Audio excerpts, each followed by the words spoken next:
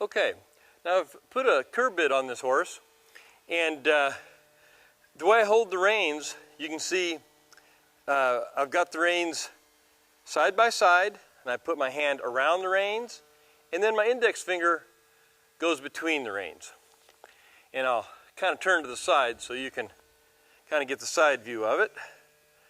So, and I have the reins, you know, kind of medium length. I don't want them to have so much slack in them that I have to raise my hand real high, and I don't want them so short that I can't give the horse slack when I need to. But the principles for the turn are basically the same. When we neck rein the horse, you know, the horse should still turn nose first. So if I lay the rein to the right, see how he started that turn with his nose, brought his nose in the direction of that turn?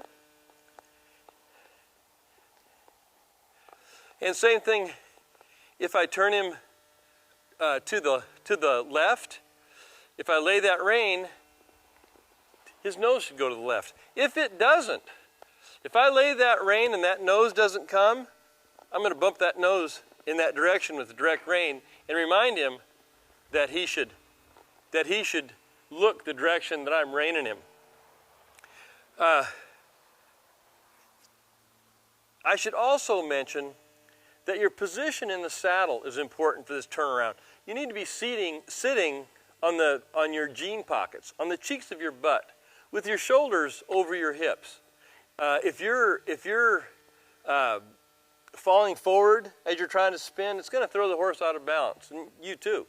If you're all back here against the cantle, that's not going to work either. You need to be in the middle of the saddle, your shoulders over your hips tucked under you, sitting nice and relaxed, okay? Shoulders relaxed, lower back slightly rounded and relaxed. So your horse can feel you and feel that you're relaxed, and it's really easy to maintain your balance with this seat. Now, when I want to turn to the right, what I'm going to do is I'm going to kind of look that direction, and then my hands are going to start into the right with very small reins and releases. See, I just barely move my hand and that horse looked that direction. You want to always do the lightest cue possible to get the desired result. And you start with the light cue, and if that light cue, you know, is too light, then you can ask him again with a little bit stronger cue. But all right, I'm going to turn him around to the right. So little tiny reins and releases with my hand. Now, he's not spinning, he's just walking a circle here. So I'm going to use my outside foot and press. There we go. Oop. Good. So when I started to turn him, he was just kind of walking a circle instead of coming around. So I turned my toe out and pressed him with my outside foot, and that brought him into that spin. If I'm going to spin him to the left, again, real small little reins and releases with my left hand. Look the direction I'm going to go.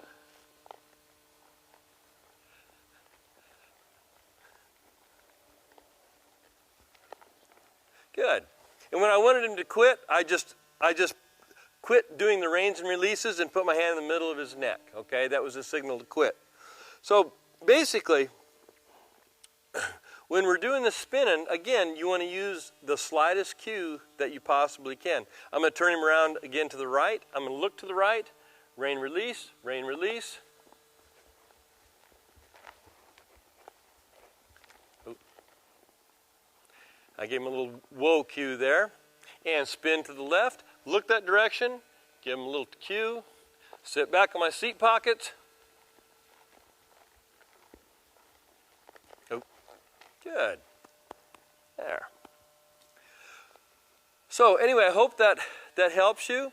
If you want even more detail on how to get this done, be sure to get my training video titled Teach Your Horse to Roll Back and Spin. And it'll go into a lot of detail how to get a horse doing that good roll back and that nice, crisp, correct spin.